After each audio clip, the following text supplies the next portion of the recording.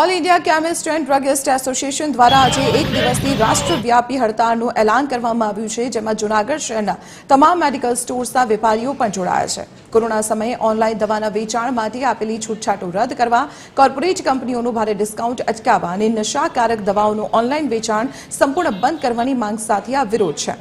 હડતાળ દરમિયાન દર્દીઓની સુવિધા માટે ઇમરજન્સી સેવાઓ 24 કલાક અને હોસ્પિટલના મેડિકલ સ્ટોર્સ કાર્યરત કરાયા હતા. જોકે ઇમરજન્સી સિવાય શહેરની સામાન્ય 250 જેટલી મેડિકલ દુકાનો સંપૂર્ણપણે બંધ રહી છે.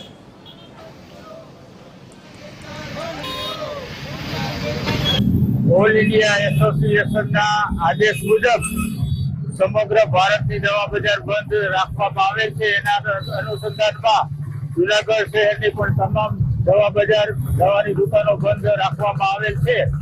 અમારી માંગણીઓ ઓલ ઇન્ડિયા એસોસિએશનની છે.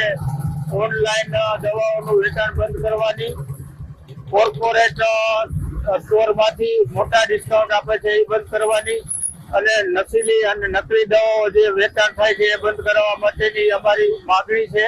વર્ષોથી અમારી માંગણી છે, પણ સરકાર આ બાબતમાં કોઈ પગલાં લીધા નથી. એટલે ના છૂટકે અમારા ઓલ ઇન્ડિયા એસોસિએશને એક દિવસનું ટોકન બંધ આપવાનો આદેશ આપેલ છે. અમારી જે માંગણીઓ છે કે ઓનલાઈન દવાઓનું વેચાણ થાય છે, કોર્પોરેટ સેક્ટરો ભારે ડિસ્કાઉન્ટ આપે છે અને નશીલી દવાઓનું વેચાણ કરે છે અને યુવા ધનને બરબાદ કરે છે, એની સામે અમે પૂરા ગુજરાત અને આખા હિન્દુસ્તાનના બધા મેડિકલ સ્ટોર આજરોજ બંધ રહેશે. અને પબ્લિકને પણ અમારી એક એવી નમ્ર વિનંતી છે કે અમને આ બાબતે સાથ સહકાર આપે.